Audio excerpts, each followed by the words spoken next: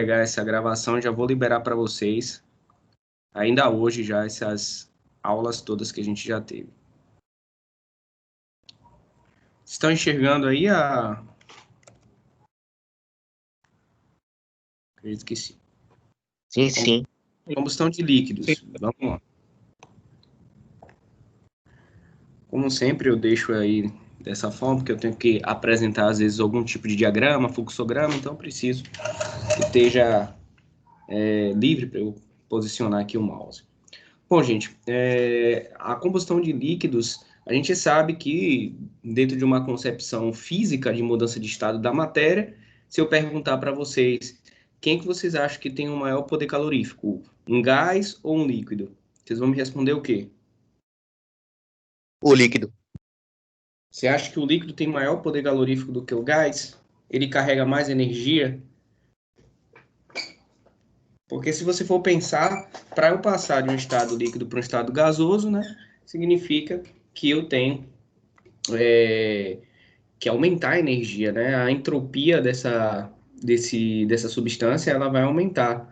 Então, com certeza, a principal diferença é essa. Os combustíveis gasosos, como o metano, o GLP, o GNV, ou o GN só, né? Em sua maioria, vamos dizer assim, numa média, eles vão carregar um poder calorífico maior, porque eles já estão no estado gasoso maior. A grande questão é que os líquidos, os combustíveis líquidos, eles são mais estáveis, principalmente se eles tiverem uma grande concentração de asfalteno, que é um tipo de componente orgânico que traz estabilidade para os combustíveis líquidos, fazendo com que eles possam ser armazenados de forma, vamos dizer assim, menos criteriosa do que os combustíveis gasosos. Tá? Volta e meia vocês veem bastante explosão de tanques de armazenamento de gases, e isso porque é extremamente instável, justamente por já estar ali dentro de ter pontos de fugor e pontos de ignição, que a gente vai ver o que é isso hoje também, muito maiores do que os dos líquidos, tá bom? Então, é essa a maior diferença que a gente vai ter em relação também à questão de valores de mercado. A gente vai entender que existe, já por ser um estágio, né, de agregação de valor maior, o gás, ele vai ser um pouco mais caro, valor em metro cúbico dele, do que o líquido. Mas depende muito de que tipo de gás é esse, né? Porque tem gases que são obtidos em abundância, principalmente naquela parte de destilação fracionária do petróleo que a gente viu na aula passada. Já outros gases, eles têm um poder calorífico muito maior e são obtidos em quantidades menores no processo de destilação fracionada, fazendo com que eles sejam um pouco mais caros. Bem, então, como eu já falei aí, os combustíveis líquidos que são mais comuns, eles são frutos da destilação do petróleo, né? Então, podemos citar os óleos combustíveis, o óleo diesel, são os que são mais consumidos, né? Então, também temos alguns tipos de óleos, como óleo de alcatrão, ou simplesmente alcatrão, que é obtido através de carvão vegetal, certo? Esses aí já tem um poder calorífico menor, é menos danoso ao meio ambiente, né? E ele não é obtido através da destilação do petróleo, certo? E temos outros também, como o metanol, o etanol e o biodiesel, que são outros tipos de combustíveis líquidos que não são obtidos através do petróleo, certo? Então, assim como nos combustíveis gasosos, a gente também vai ter, né, pontos de calorífico superior e inferior, assim como nos combustíveis gasosos, nos combustíveis líquidos, também teremos esses PCI e o PCS, né? Então, a gente já sabe que o PCI, quando ele é atingido, você pode ter vai existir a combustão, só que essa combustão ela não vai ser, não vai gerar a energia máxima possível, entendeu? Então, se você atinge o PCI, você inicia a combustão, mas a combustão ela não queima completamente aquele determinado combustível. Já quando você atinge o PCS, que é o poder calorífico superior, aí você vai ter uma energia liberada muito maior e você vai ter uma combustão completa, certo? Então, a gente já sabe que esse PCI e PCS, eles são atingidos de acordo com o nível de pureza do seu combustível. Então, se você está ali com combustível e comumente a pessoa que está fazendo a alimentação ali, que é responsável pelo sistema de alimentação de combustível para a caldeira, ele vai falar, pô, cara, esse combustível ele não veio com uma boa qualidade e ele não está atingindo o PCS. E isso está fazendo com que a nossa combustão tenha uma ineficiência de, sei lá, 25%.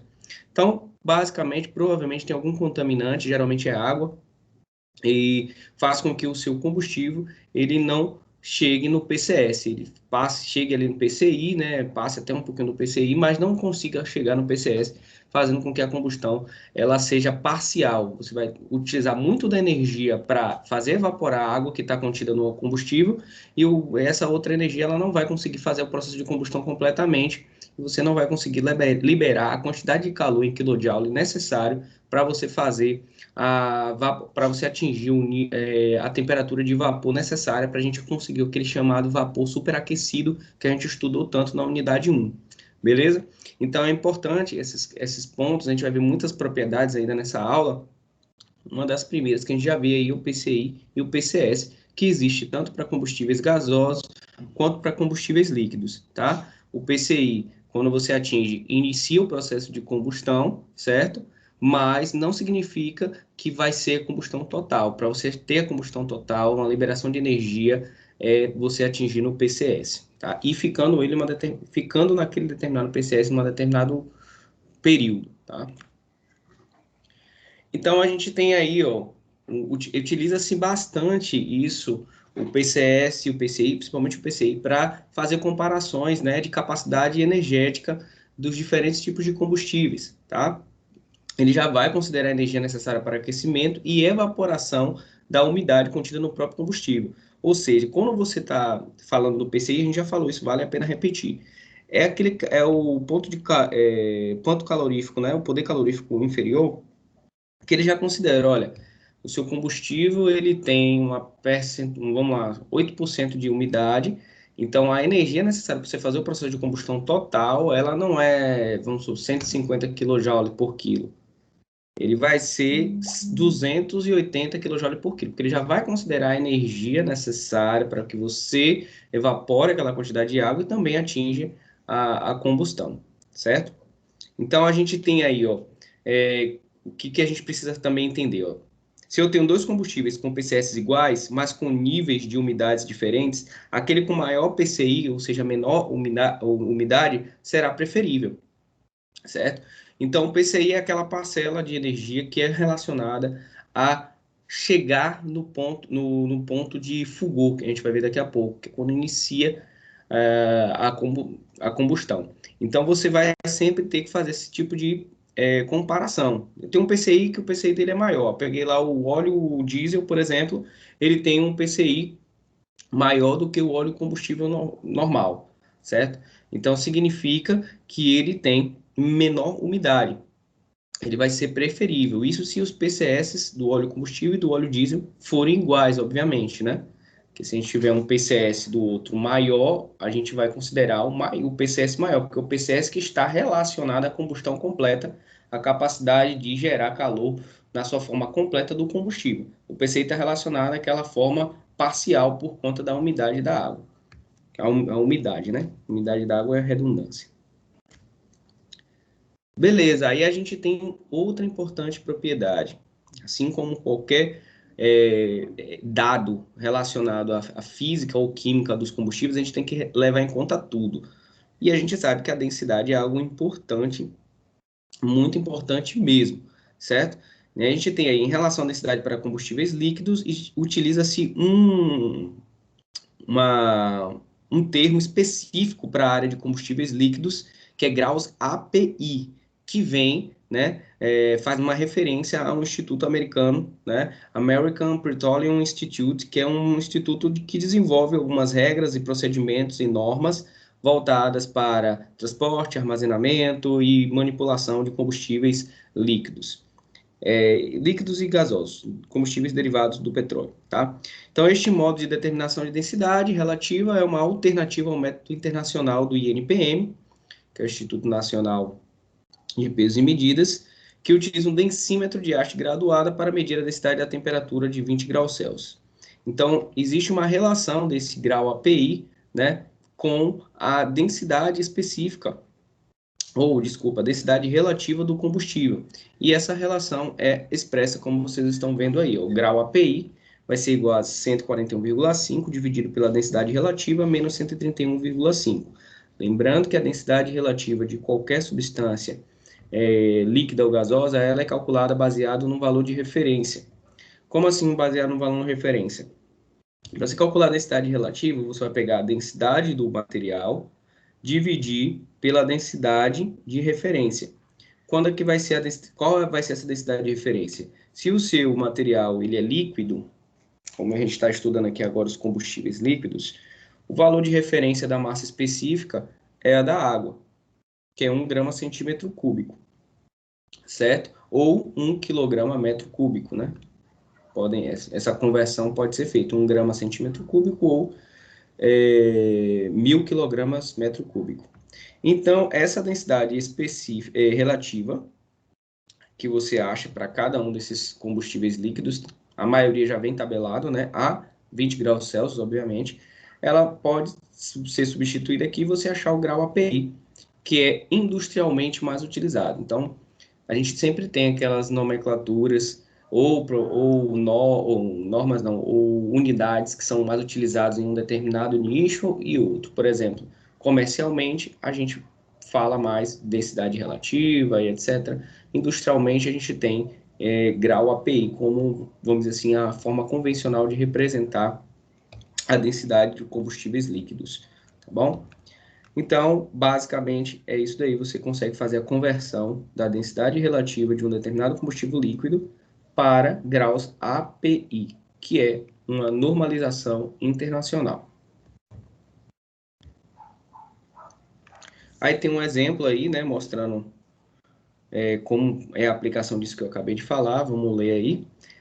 O petróleo pode ser classificado de acordo com o seu grau API. Em petróleo pesado, se o grau API menor que 20, petróleo médio, se o grau API tiver entre 20 e 30, e o petróleo leve, se o grau API tiver maior que 30. Considerando que o petróleo da Bacia de Campos, do Rio de Janeiro, produz óleos pesados e o pré-sal produz majoritariamente óleos leves, determine a origem de uma amostra de petróleo com a densidade relativa igual a 0,85.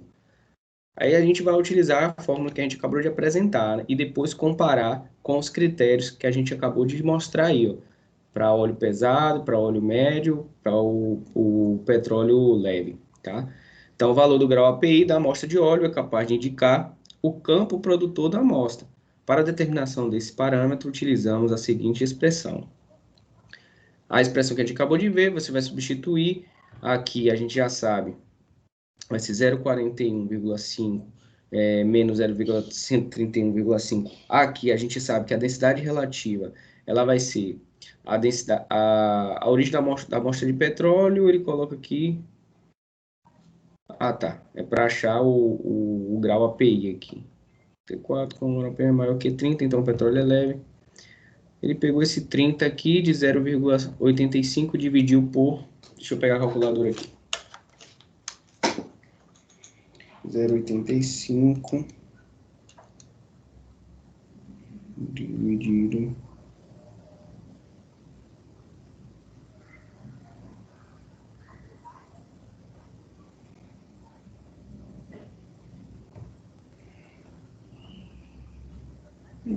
certo.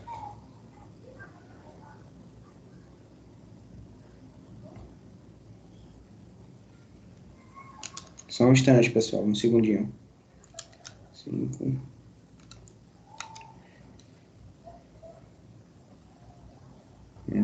Tá errado aí no livro. 0,41 dividido por 0,85 65 menos 131. Esse 30 aqui só que tá errado, viu, gente? Óbvio, claramente é 0,85. Passei direto aí, não vi esse 30 aí. O livro deu uma errada.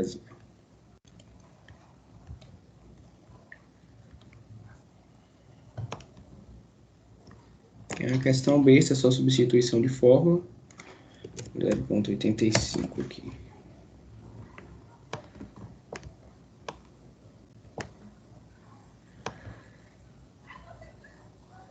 Então aqui é 0,85.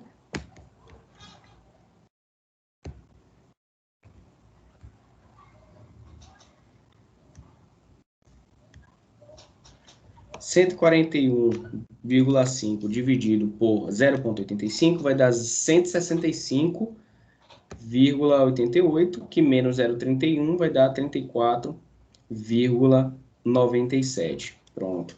Então, só pegar aqui a densidade relativa, substituir aqui, e você vai achar 34,97 de grau API, e aí você vai e olha aqui para o referencial. Quando o grau API é maior que 30, a gente considera um petróleo leve.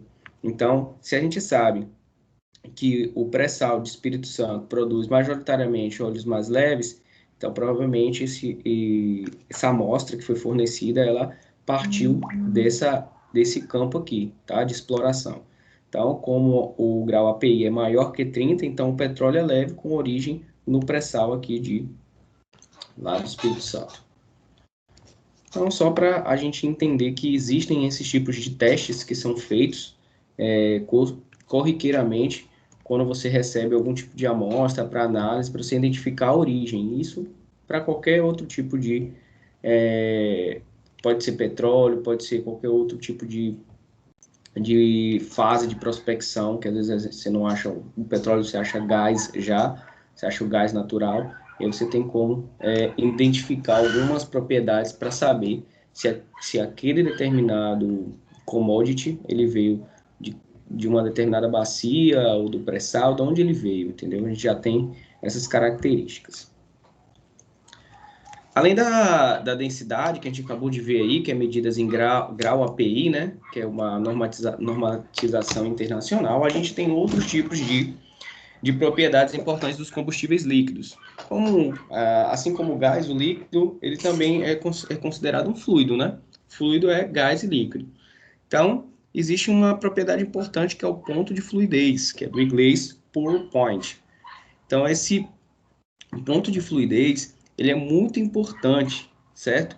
Porque esse ponto de fluidez, ele determina sobre a partir de qual temperatura, né, esse combustível escoa ou para de escoar, tá? E daqui a pouco eu vou falar para vocês um interessante fato, na qual isso daí foi negligenciado por point, e aí acabou tendo desastres mesmo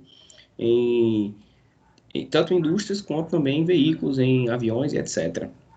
Então, a gente precisa, através do ponto de fluidez, determinar o meu combustível, ele vai estar dentro de um tanque, só que vocês pensarem nisso, mas ele vai precisar escoar, né? Ele vai precisar sair desse tanque para escoar, para alimentar o motor, alimentar os bicos injetores para para ser gerado a combustão. De qualquer forma, ele vai gerar combustão em algum tipo de câmara, né? Se for um motor ali na câmara do MCI, do motor de combustão interna. Se for uma caldeira ali na câmara da fornalha, onde vai ser gerado a chama para o aquecimento e a geração do vapor. Então, é muito importante, aqui eu chamo a atenção bastante de vocês, para essa questão do ponto de fluidez do combustível líquido, porque em determinadas temperaturas, esse líquido ele não escoa, certo? Dependendo do combustível líquido, ele não vai escoar, o ponto de fluidez não vai ser atingido, certo? E ele vai ficar ali preso no tanque, ele não vai conseguir, por mais que você gere pressão na bomba para bombear aquele determinado, ou ele não vai escoar, ou ele vai escoar numa velocidade, né, muito inferior ao que você precisa, causando diversos problemas de alimentação, de obstrução, como eu já vi isso acontecendo em caldeiras, no tempo em que eu trabalhei na indústria de explosivo, como eu já falei para vocês. Então, é importante esse ponto de fluidez, e não à toa que em algumas situações é necessário a utilização de aditivos para modificar propositalmente esse ponto de fluidez, fazendo com que em temperaturas mais baixas, mesmo assim o combustível ele consiga escoar, certo? Então a gente sabe que combustíveis, principalmente derivados do petróleo, eles solidificam, e a gente não está falando de solidificar aí, viu gente? A gente está falando de escoamento, que pode ficar muito parecido na cabeça de vocês, assim, é porque ele tá ficando sólido. Um pouco, você pode até encarar desse jeito, mas não é o combustível. Para solidificar um combustível derivado do petróleo, um combustível leve, fino, como gasolina, óleo diesel e tal, é bem difícil, porque as temperaturas de solidificação são bem baixas, são abaixo de zero. Mas isso ocorre, né? Isso já ocorre, se vocês assistem filmes, assistem alguns tipos de noticiários, documentários, E com certeza isso ocorre, tá? Então, o que a gente está falando aqui é a capacidade de escoamento. E aí, o que a gente está falando não é só dele ficar parado, é dele escoar numa velocidade indesejável, certo? Não alimentando na quantidade correta, na pressão correta, o que você precisa para gerar a combustão, para gerar o aquecimento daquela determinada caldeira, né, da câmara, para gerar a geração, para gerar o vapor, certo? Então, a gente já sabe aqui, ó, outra coisa é que o ponto de fluidez ele varia sob diversas condições ambientais. Então, é preciso de uma norma para que você consiga utilizar os combustíveis e você tem que saber qual é o ponto de fluidez para cada um desses combustíveis em cada uma das temperaturas e pressões, certo? Então, vai ter sempre esse tipo de situação. Em alguns momentos do ano, estações do ano, você vai ter variações de temperatura. Em algumas situações de altitude, e como por exemplo um avião está lá, você vai ter variações de pressão. E isso é as propriedades do fluido. Então, por isso, a necessidade de criar uma norma onde mostre para você como que esse ponto de fluidez varia de acordo com principalmente essas duas propriedades físicas, pressão e temperatura. Tá bom?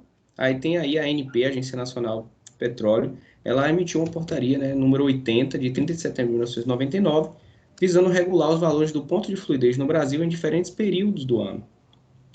E isso é importante demais, certo? Por questões de segurança, né? E por questões de eficiência também. A gente sempre está lidando com isso. Lembre-se que eu falei para vocês desde o início que nessa disciplina, geração e distribuição de vapor, a gente sempre vai estar lidando com segurança e eficiência. Segurança em primeiro lugar e, obviamente, a eficiência ali em segundo lugar, para que a gente consiga também gastar menos no processo de geração de vapor.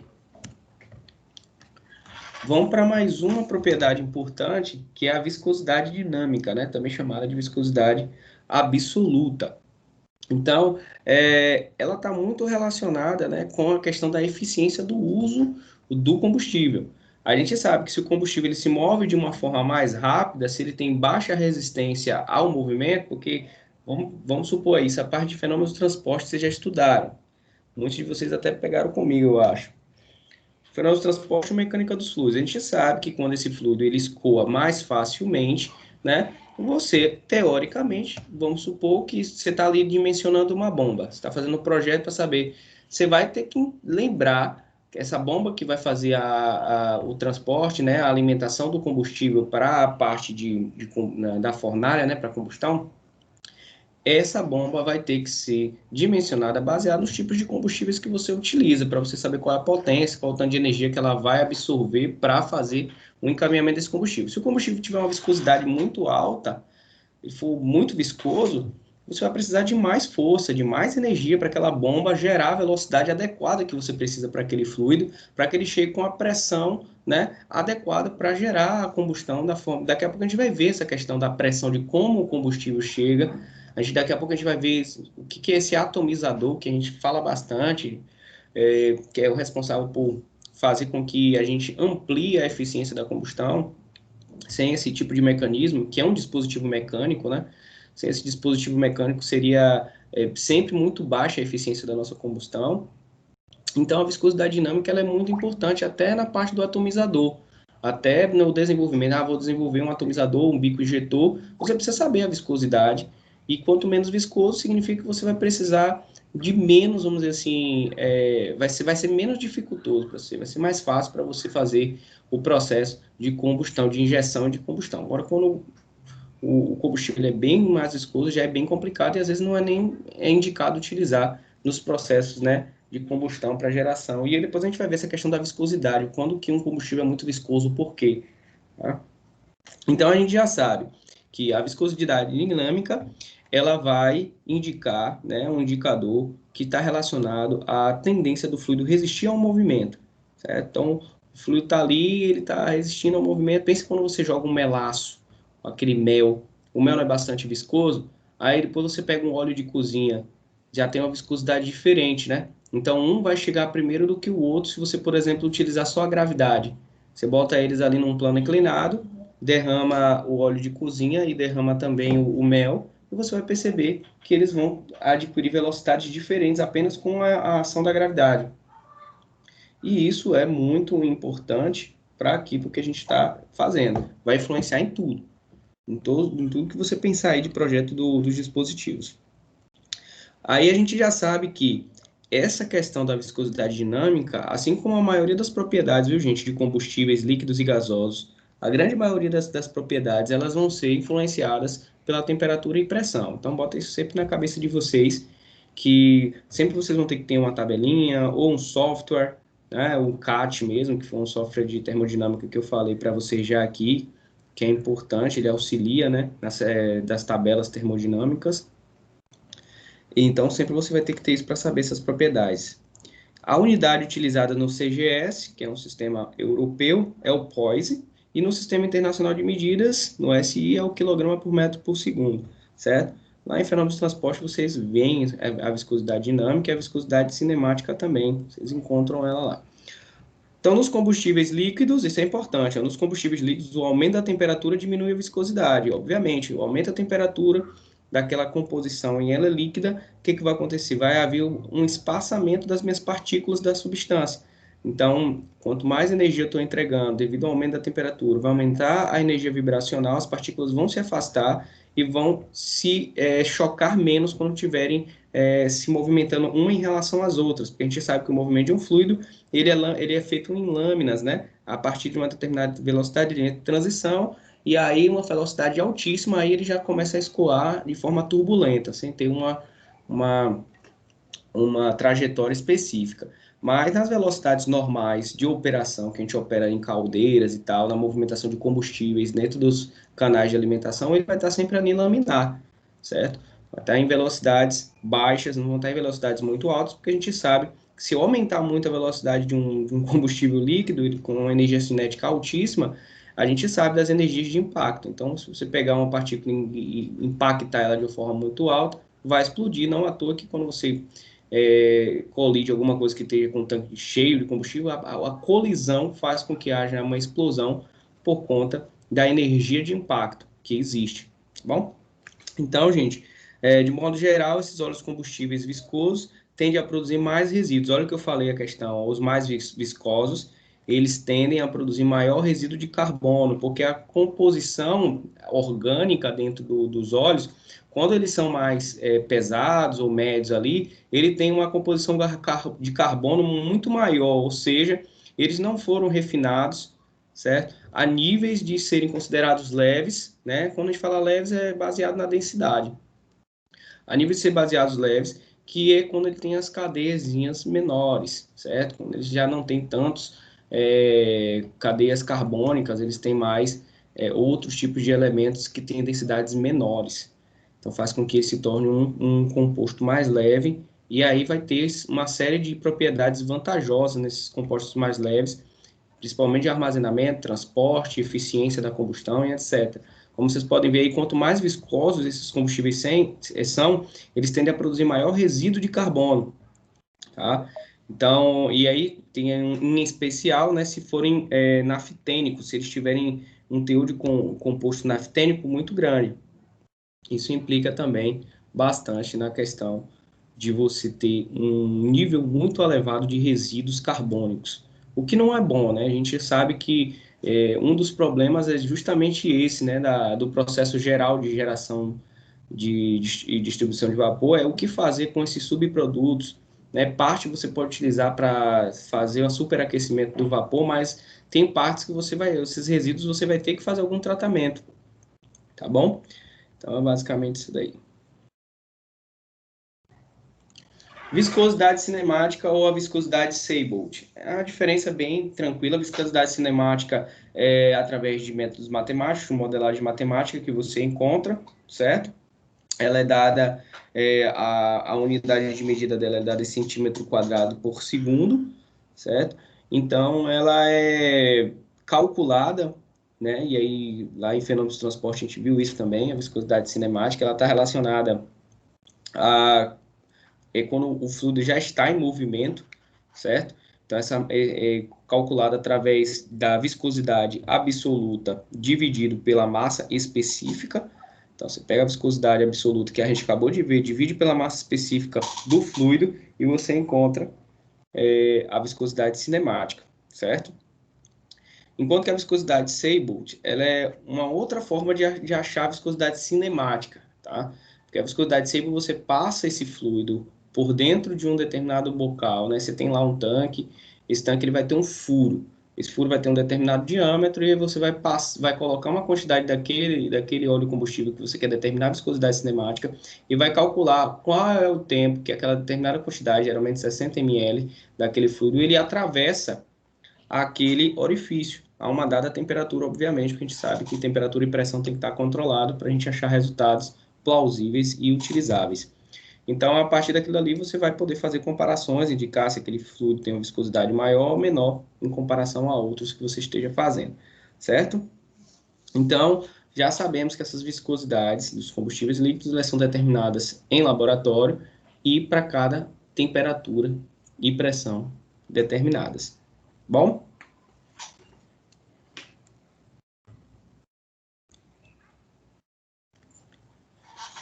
Aí a gente tem mais dois importantes pontos a serem observados sobre os combustíveis líquidos, né? Que são propriedades ou indicadores que estão relacionados à capacidade explosiva, certo? E, obviamente, de geração de energia. Lembra que eu falei para vocês daquela questão, né? De que um combustível, a velocidade da combustão e a quantidade de energia liberada na combustão, elas precisam ser controladas. Porque, assim, eu não posso liberar uma quantidade enorme em 2 segundos e depois eu não ter mais essa energia. Então, a velocidade, eu preciso fazer com que isso seja controlado. Então, esse controle da velocidade de combustão, geralmente, engenheiros químicos são mais envolvidos nisso daí, você já chega pré-determinado tudo o que você tem que fazer. O engenheiro mecânico ele vai estar mais envolvido, gente, no desenvolvimento desses dispositivos que a gente vai ver daqui a pouco. Essa parte química do combustível, ponto de fulgor, obviamente que o engenheiro mecânico precisa saber, tá? Mas esses cálculos de balanço de massa, balanço de energia, quando você está trabalhando, saber definir qual o tipo de óleo adequado, a quantidade, todos esses derivados do petróleo, sempre a gente tem um auxílio de um engenheiro químico, porque o engenheiro mecânico ele vai estar ali desenvolvendo dispositivos adequados àquele determinado óleo combustível ou determinado gás para que você tenha eficiência no ciclo, né, de Rankine. Então, ponto de fulgor, flashpoint, e ponto de ignição, que é o firepoint. Então, o ponto de fulgor e o ponto de ignição, eles são facilmente entendíveis. Vamos supor assim, você tem combustíveis, isso vocês já devem ter visto no momento, se não, fica fácil vocês verem. Se deixar a gasolina, ou utilizar a gasolina, né, que é um óleo combustível, deixar a gasolina ali e você tirar a tampa dela, você percebe ela evaporando. Você percebe que sai um gás, se você deixar ela na temperatura ali, 30 graus, 35 graus, ela vai estar ali evaporando muito mais rápido que a água, certo? Então ali você já está acima do ponto de fulgor. Então, o ponto de fulgor é o momento em que aquele combustível líquido, parte dele já está se transformando em vapor, certo? Ele está vaporizando. Mas ele entrou em ignição? Não, certo? Então, ele entra em ignição quando você aplica uma determinada energia, certo? Uma centelha, por exemplo, e aí ele atinge ali o fire point, que é o ponto de fogo, certo? Então é importante diferenciar isso, que o ponto de fulgor ele é o momento inicial, né, da temperatura ali, vamos supor, 25 graus Celsius. A maioria dos óleos combustíveis são 66 graus Celsius, o ponto de fulgor deles, certo? Mas a gente tem alguns casos que são mais baixos esses pontos de fulgor, certo? Ele começa a evaporar, a vaporizar, e dali para ele entrar em ignição, pode ser um atrito, viu, gente? Pode ser um atrito de alguma coisa, algum tipo de energia térmica, não precisa ser uma fagulha, uma centelha, fogo mesmo, não. Pode ser qualquer coisa ali, mínima de variação de energia ali, que aí chega no ponto de ignição e começa a combustão. Ou seja, o ponto de fulgor está relacionado a o início da mudança de estado, né, de líquido para vapor, e o ponto de ignição está relacionado ao início da combustão. Ponto aí, certo? Então, a gente tem aí o ponto de fulgor e de ignição dos combustíveis. são determinados por meio de ensaios laboratoriais, tem o método Puskin-Martens, e tem um outro método também, que é o Cleveland, que eles podem determinar, um determina só o ponto de fulgor, e o outro, que é o Cleveland, ele vai determinar ambos os pontos, ponto de fulgor e o ponto de ignição, tá? O flash point e o fire point. Basicamente, isso daí de combustíveis líquidos. Outra parte importante, assim como nos combustíveis gasosos, que a gente tem contaminantes, aqui nos líquidos a gente também vai ter contaminantes. O principal contaminante dos combustíveis líquidos, sem dúvida, é a água. A gente já discutiu bastante sobre isso daí. A umidade ela atua negativamente na eficiência do nosso ciclo de Rankine em tudo. Transforma a sua combustão, que era total, ela vai ser parcial. Então, vai ser 80% apenas da queima do combustível. Vai ficar combustível ainda ali, devido à energia. A não ser que você entregue muito mais energia do que você tinha projetado. Por isso que a gente fala do PCI, do PCS, né? Que o PCI ele já vai estar considerando que você vai ter que entregar muito mais energia para queimar, para evaporar aquela água e ainda assim fazer a combustão. Tá? Outro tipo de contaminante é a areia, né? Que pode vir nos combustíveis. Quando a gente fala areia, gente, é silicatos, coisas bem pequenas ali que a gente não consegue ver na maioria das vezes a olho nu, certo? São esses contaminantes sólidos, são prejudiciais para equipamentos, para a parte das válvulas. Então a gente precisa eliminá-los. Pode ser eliminado por flotação, por algum tipo de aplicação de aditivo ou de fluidizador para fazer a separação das fases. Tem o óxido de ferro também, que aí vem, esses óxido de ferro é natural, nos próprios carros a gente sabe que a gente encontra isso, né? Você aplica o óleo ali para fazer a parte de lubrificação das partes do carro, né?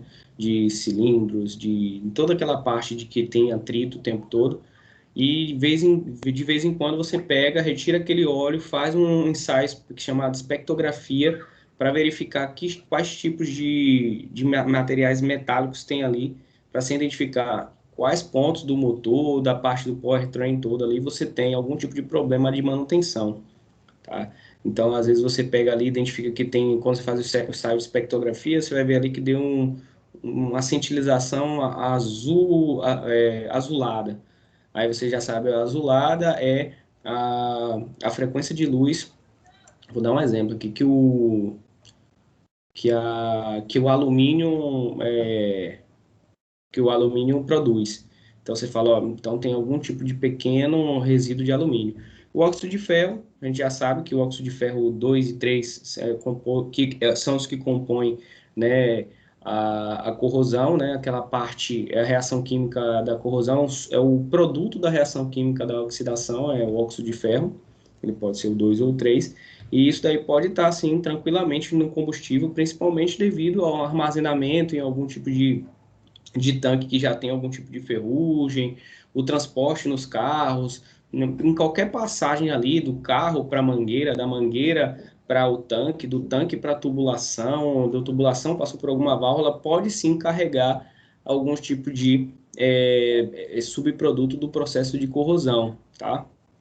E aí esse óxido de ferro, obviamente, ele é danoso, ele vai tornar irregular a questão da produção de energia através da combustão, né, porque ele também vai entrar ali dentro do processo. Como eu falei para vocês, isso tudo, um engenheiro químico que vai estar fazendo esse balanço, ele vai identificar a quantidade mínima que pode ter de óxido de ferro para garantir uma determinada eficiência para o processo de combustão, para você gerar uma determinada quantidade de produção de vapor e etc. Então é importante isso daí, cada coisa, quanto menor for esses determinados contaminantes, quanto mais difícil e imperceptíveis sejam eles, mais complicados são, porque quanto mais perceptíveis eles são, mais fácil você tem como retirá-los, né? Então o óxido de ferro é um problema também muito ruim. Matéria orgânica solúvel, outro problema muito complicado, que você vem ali com contaminantes. Ah, professor, mas não tem o processo de destilação todo, que faz separação e entrega, mas como a gente já falou, possa ser que haja esse processo, que esse processo seja feito de forma irregular, não seja feito através das normas, seja feito por uma empresa que não esteja normatizada, e você compra um combustível irregular. O que mais acontece quando você vai comprar um combustível, por exemplo, você vai numa empresa dessa aí que não tem bandeira, né, num posto de combustível desse, sem bandeira que a gente chama, né, um menor preço da vida e tal, você está comprando uma gasolina, um etanol, um diesel ali, que a qualidade, ela é, no mínimo, né, no mínimo, suspeita. Então, você pode ter diversos contaminantes nesse combustível, principalmente água, né? E então, é importante a gente saber principalmente quando você está utilizando em processos industriais, onde você tem um dispositivo como uma caldeira que é uma bomba relógio e também é caríssima a manutenção, a instalação e manutenção de caldeiras, né, são sempre caras, por conta de ser um dispositivo de alto nível de segurança, de criticidade, etc., que envolve níveis de energia altíssimos. Então, você tem que ter um controle desses elementos contaminantes muito grande. Então, a matéria orgânica solúvel, por exemplo, ela está dissolvida ali no combustível e você tem que saber lidar com ela. E como é que você sabe que tem muita matéria orgânica? Quando você queima o combustível e sobra muito resíduo. Quando sobra muito resíduo, principalmente cinzas, você tem matéria orgânica. Então, você pegou ali, queimou aquele óleo diesel lá, e você tá tendo muita cinza, muita aquela fumaça bem negra, significa que tem muita matéria orgânica dissolvida ali dentro, que não é o óleo diesel puro. Então, ele não está puro, tá? E a gente sabe que dentro dos processos químicos, né, das reações químicas, quando tem esses contaminantes, a nossa reação ela sempre vai diminuir a eficiência, e é uma coisa que a gente não quer, ainda mais porque você está pagando pelo volume cúbico, ou pelo metro cúbico daquele combustível, né? E sabendo que você não está levando ele puro, você está levando ele com alguma coisa a mais que, em vez de ajudar, vai atrapalhar. E, por último, tem alguns sais minerais também, que podem ficar, os sais minerais podem ser incrustações do próprio tanque de combustível, porque às vezes a gente precisa lavar o tanque de combustível quando você quer trocar. Você tem um tanque de combustível que ele está recebendo só gasolina, você quer fazer uma lavagem, é, uma limpeza total para que ele entre com outro tipo de combustível. É a própria água que você utiliza, se ela não for de preferência, tem que ser uma água desmineralizada, porque se ela não for, você vai colocar ali sais minerais que podem incrustar nas paredes com o tempo, mas isso aí é um processo muito demorado, né? E também pode ocorrer essas incrustações de sais minerais nas próprias tubulações de transmissão e alimentação do combustível até chegar em aquecedores. Daqui a pouco a gente vai falar sobre essa questão de aquecedores, etc., dos bicos, injetores, atomizadores, que é a parte da mecânica, que é a parte mais interessante para vocês. Então, os sais minerais também são ruins, porque também diminuem a eficiência da combustão. Os sais minerais, eles vão estar no estado sólido, né? E aí você sabe que no estado sólido você precisa de uma energia muito maior, e aí você também vai gerar subprodutos indesejáveis, que depois você vai ter que saber como é que você vai lidar. Tudo bem? Então, seguindo, outra parte muito importante é a estabilidade dos combustíveis líquidos. A gente falou que, em relação aos combustíveis gasosos, a gente tem uma melhor estabilidade nos líquidos, né? Principalmente aqueles que têm um composto chamado asfalteno, certo? Esses asfaltenos, eles são moléculas grandes e, por elas não serem voláteis, elas acabam trazendo estabilidade ao fluido líquido, certo? Então, eles se formam na superfície, assim, uma suspensão chamada de coloide, né? E essa suspensão, ela promove uma estabilidade, como se formasse uma capa, não sei se vocês lembram da tensão superficial da água, mas todo líquido tem uma tensão superficial, tá? Só que a da água é muito forte por causa das pontes de hidrogênio. Então, qualquer outro composto orgânico que tenha cadeias, né, de hidrogênio com oxigênio, hidrogênio com cloro, com flúor, você vai ter uma tensão superficial interessante. E essa suspensão coloidal, ela aumenta essa tensão superficial, trazendo mais estabilidade.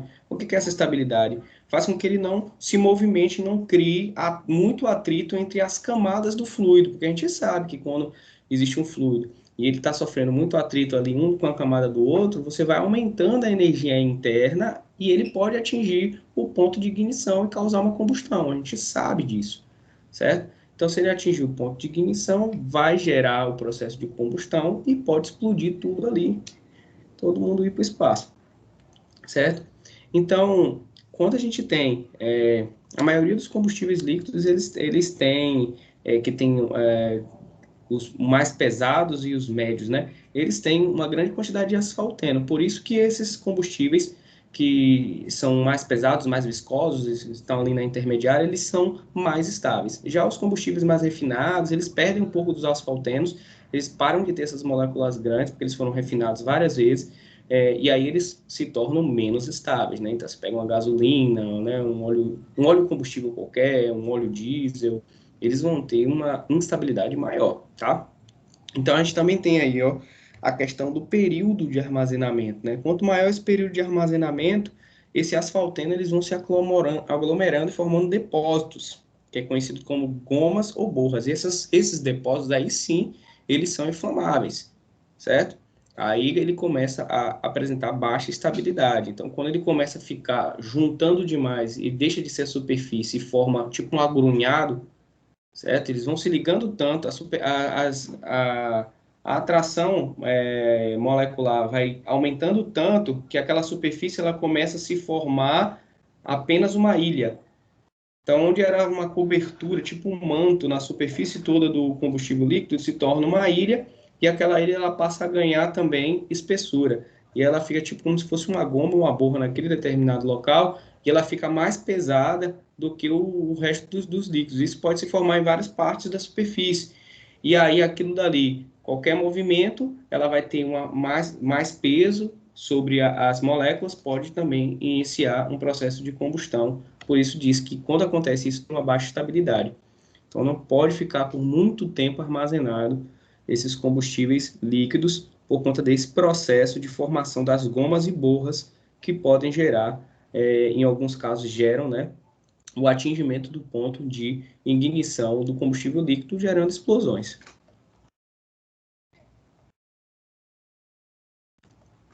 Sistemas de alimentação de combustíveis líquidos. Beleza, a gente sabe que a gente tem a nossa caldeira, que a gente já estudou bastante, né?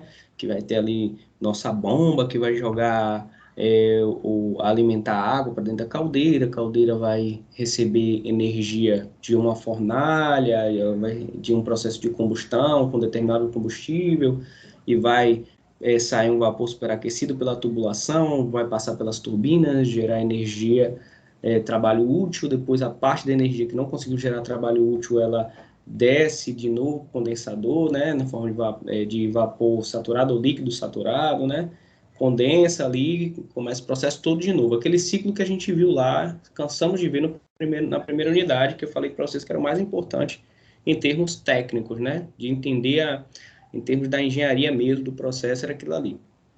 Então, agora a gente tem que entender como é que chega esse líquido ou esse gás, né, para iniciar o processo de combustão. Então, o processo de combustão, ele vai precisar de um sistema de suporte, né? Que sistema de suporte é esse? É o sistema de alimentação do combustível. O combustível, ele vai chegar e vai, por algum tipo de sistema, e esse sistema é o que eu quero mostrar. Então, como vocês podem ver, a alimentação de óleos, combustíveis e equipamentos, nos quais vai ocorrer a combustão, né, como aquecedores e caldeiras, ele precisa de diversos tipos de dispositivos também, como bombas, filtros de linha, válvulas, tanques de armazenamento, aquecedores, precisa de várias coisas. Vamos ver cada um desses aí. Aí está um sistema, né, simples de alimentação de óleo e combustível para um sistema óleo da caldeira, certo? Então, deixa eu ver se consigo aumentar mais um pouquinho aqui. Ficou melhor. Bem, tudo começa, né, com o tanque óleo de combustível. Então, a gente tem esse tanque óleo de combustível. Como eu falei para vocês, a maioria desses combustíveis leves, que são os mais interessantes de serem usados por exigirem menor potencial das bombas para transportar eles e para eles atingirem a determinada velocidade, eles são combustíveis que têm um ponto de fulgor ali próximo da temperatura que a gente tem ambiente. Então, a gente precisa de uma canalização do vapor gerado nesses tanques de combustível, sim ou não? Porque a gente tem aqui esse óleo de combustível que ele vai sair por aqui, né, para alimentar, e a gente tem a parte de vapor que é gerado pelo próprio ponto de Foucault, que esse vapor ele tem que vir para cá para ser condensado e depois retroalimentado, certo? Então, é um sistema de retroalimentação para que esse vapor gerado, que ele é extremamente volátil, né, ele não se perca, mas também não aumente a instabilidade do combustível que está aqui dentro do meu tanque de combustível. Então, ele tem que ser condensado periodicamente e depois voltar de novo para o tanque de combustível líquido. Daí ele sai daqui do tanque de combustível, né? E aí ele vai passar por filtros duplos para retirar as impurezas. A gente falou de diversas impurezas, né? Principalmente impurezas de suspensão. As impurezas de suspensão são alguns sais minerais que foram que ficaram ali, que são pedras pequenininhas, né? É sólido, alguns óxidos, ou óxido de ferro também, que são pequenas aglutinações de ferrugem. Então, você tem esse filtro duplo que vai fazer essa primeira triagem do óleo combustível e vai levar aqui para esses aquecedores, esse daqui e esse daqui. Aqui perceba que você tem duas linhas, né? Tem duas linhas aqui. Essa linha de baixo aqui é a retroalimentação, depois a gente fala sobre ela, tá? Essa linha daqui é a linha de alimentação. Então, a linha de alimentação passou aqui pelo primeiro aquecedor. Esses aquecedores, gente, eles permitem que você chegue numa temperatura ideal para que o óleo chegue na combustão. Quando ele chegar nos atomizadores, que são os responsáveis por fazer a divisão em milhões de partículas daquele combustível, né, ele chega numa temperatura e pressão ideal. Veja que a gente sempre está falando de temperatura e pressão, né? A temperatura e pressão sempre vai ser importante. Desde lá do vapor, a gente estudou isso daí, né? A temperatura e pressão sempre vai indicar, por exemplo, a propriedade ou em que tipo de estado está aquele vapor, em que classificação termodinâmica está aquele vapor, saturado, supersaturado, né? O líquido, a mesma coisa. Então, você passa pelo primeiro aquecedor, aqueceu aqui está mostrando, né, que é efeito Joule sendo aquecido, vai para aqui. Quando você aquece, você tem também alguma parte de vapor obviamente, que você vai poder tirar ela aqui, para chegar aqui, né, nesse outro aquecedor, para colocar também mais uma energia, certo? Para que você consiga chegar na alimentação aqui da caldeira com a temperatura e a pressão adequada. Obviamente tem outro filtro duplo aqui já é um filtro para você entrar só com a parte líquida, certo? E depois você tem a parte de retroalimentação, retorno do óleo combustível para o tanque de combustível, a parte que não foi utilizada no processo de combustão. Porque boa parte, a gente sabe que essas questões de eficiência são muito impactantes. Às vezes você tem o óleo combustível, vai ali 100, você manda 100 litros para fazer a queima, mas não conseguiu fazer totalmente a queima, ou por falha da entrada de ar, da composição ar-combustível, ou por qualquer outro tipo de situação que venha a ser adversa, você tem que fazer retroalimentação para cá. Mas, basicamente, o que eu quero que vocês entendam desse esquema de alimentação é que existe uma preocupação, né? Você percebe que você tem que bombear esse óleo para passar pelas suas tubulações, então você tem que entregar uma pressão adequada e também tem que entregar uma temperatura adequada. Então tem essa preocupação da temperatura e a preocupação da pressão desse óleo combustível para que ele atinja um processo de queima. Aí como é que, é a parte interessante que eu falei para vocês, como é que esse combustível que está chegando aqui, né, para a caldeira, ele é jogado na caldeira, tá? Ele é jogado através dos atomizadores, os atomizadores de combustíveis líquidos. Por que esse nome, atomizador? Porque é um nome, na minha opinião, um pouco vulgarizado, comercial, né? Porque seria um atomizador de verdade se você dividisse a substância combustível, né, em partículas, em tamanhos de átomos, né? Mas é como se fosse bem próximo disso daí, é como se você pulverizasse o seu combustível. Aí que tem a pergunta, por que que pulveriza? Por que que torna gotículas o combustível quando chega no atomizador? Que é o bico injetor, né? Porque aumenta o contato do ar com o seu combustível. Se fosse só o combustível, se você jogasse lá como se fosse uma água, né? Como se fosse ali um líquido numa mangueira, o contato do ar ele seria na superfície de cima, de baixo, do lado do outro, né? Mas quando você pulveriza, você torna gotículas, que é em formas cilíndricas, né? você tem um contato, a área de contato do ar com o combustível, ela aumenta substancialmente e faz com que a sua combustão ela fique muito mais eficiente, ela se torne eficiente. E daí eu trouxe alguns exemplos de atomizadores no A, B, C e D. Obviamente que os mais utilizados são o C e D para caldeiras, tá? Mas a gente tem alguns outros utilizados para a parte de bicos injetores de carro. Atomizador e bico injetor é a mesma coisa, viu, gente? Só que a gente tem essas nomenclaturas um pouco diferentes. Vocês podem até encontrar outros tipos de nomenclaturas. Essa primeira aqui você percebe que é um atomizador por ação mecânica de óleo pressurizado. Então o óleo está sendo pressurizado, ele joga ali, parte desse óleo vai jogar para cá, a parte que não conseguiu ser totalmente atomizada, ele vai vir para cá, certo? Então é feito através de pressão, né, gente? É uma pressão e vai fazer com que isso daqui seja expelido em uma determinada geometria adequada para o processo de combustão. Aqui é a mesma coisa, certo? Por ação mecânica, só que aqui você tem uma centrífuga, onde você está girando aqui, e aí o ar está soprando para cá, fazendo com que isso daqui também saia de forma esférica, né? O seu combustível. E esses aqui em Y, né? Que é esse orifício que vai permitir sair esse combustível por aqui por cima e por aqui por baixo, ampliando, né? A questão, se você tiver parte, você vai atingir todas as partículas, as mais densas e as menos densas do ar, né? Porque às vezes o ar ele não está uniforme. Às vezes o ar ele tá com algumas partículas mais em cima e mais embaixo. Às vezes está se concentrando em cima, embaixo, em cima, ele não está uniformemente. Então que você garante que ele vá atuar em toda a região, o que não acontece muito aqui, né? Que é centralizado. E aqui também.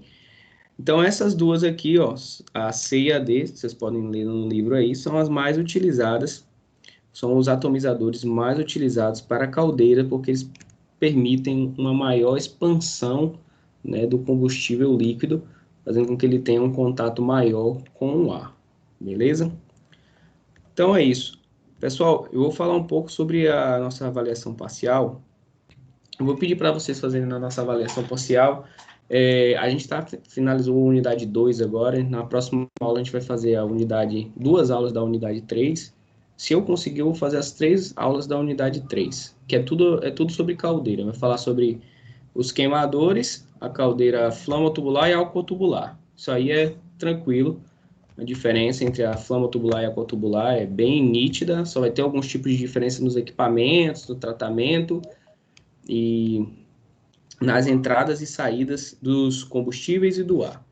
E a parte de queimadores é bem fácil também, é um dispositivo mecânico que a gente vai estudar, dá para fazer uma compilação da unidade 3 e também na aula de hoje a 15 a gente também faria a compilação da unidade 4, que fala sobre as questões de requisitos de segurança da caldeira, né? Válvulas, né? Mostradores, manômetros, purgadores, fala sobre esses requisitos, as tubulações também, né, das caldeiras, vai falar de qual tipo de materiais que fazem, então dá para fazer uma compilação toda.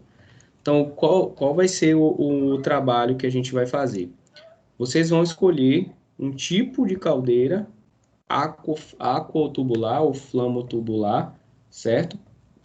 E vão desenvolver desenvolver sobre esse tipo de equipamento, certo? Vocês vão escrever sobre esse equipamento, caldeiras flamotubulares e aquotubulares.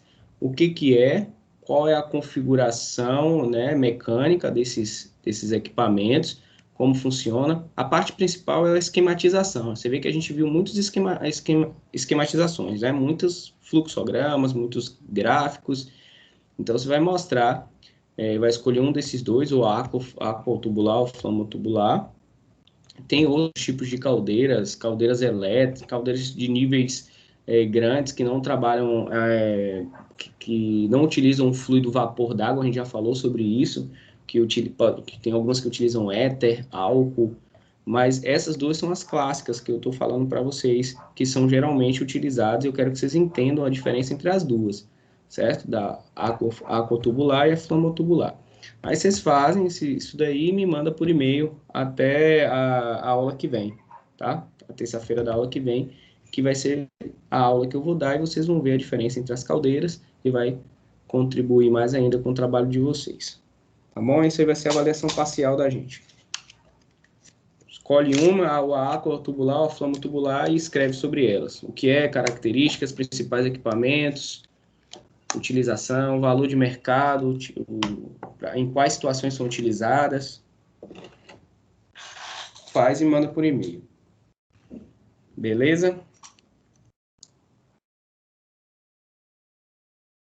Beleza. Então é isso aí. Sim, por hoje só.